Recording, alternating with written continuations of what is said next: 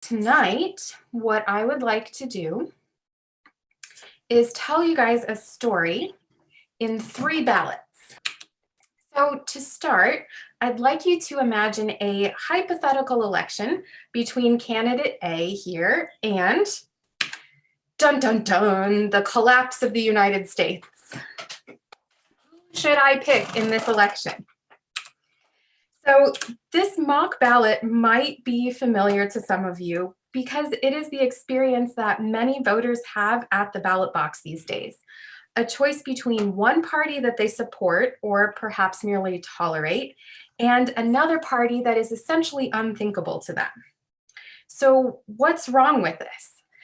Well, one answer is that I really don't have a choice, right?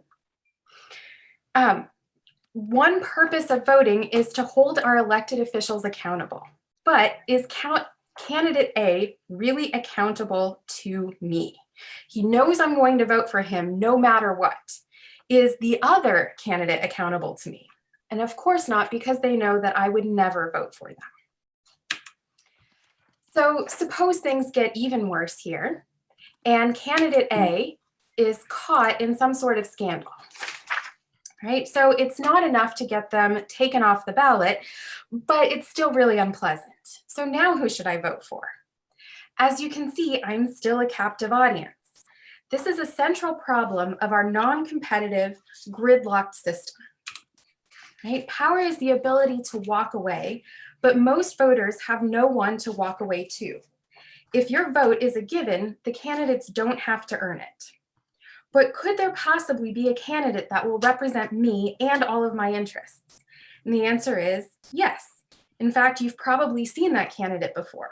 And let's see what happens to them in our current voting system. All right, I give you here ballot number 2. Imagine that, frustrated with candidate A's mediocrity and scandals, a new candidate decides to enter the race and run as an independent. She's someone you really like, someone you're excited about, but candidate A is the incumbent and a lot of people see him as the most likely to win. So what do? I'd like you to stew in this for just a moment. It's that feeling of knots that you get in your stomach whenever a third wheel enters a high-stakes election. In our current pick one voting system, these two candidates, candidate A and the new candidate you really like, are going to split the votes, giving the win to the end of the US as we know it. Whenever there are more than 2 candidates in a race, there is the possibility that someone opposed by the majority of voters is still going to win. Not because they're the best choice, but because their vote wasn't split. And people, this really stinks. We have a voting system where adding more and better choices can make the situation worse. So you want to vote for the candidate you really like, but dun dun dun, like the ghost of elections future, you hear the voice, you threw your vote away. And I'm here to tell you it doesn't have to be like this. A small tweak to the ballot changes the story significantly. So enter ranked choice voting and ballot number 3. All right, in a ranked choice ballot, you get to rank as many candidates as you like in the order you prefer them. You get to vote for the candidate you want. So in this election, you would put your favorite choice as your number 1, and you would rank candidate A as your second choice, your backup choice.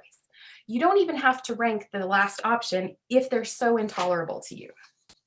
If your preferred choice gets eliminated because they had the fewest votes, your vote goes to your next choice. It stays in play. That means you can vote your conscience without handing the victory to the candidate you don't want. Also, think about what this means for politics beyond your own personal ballot.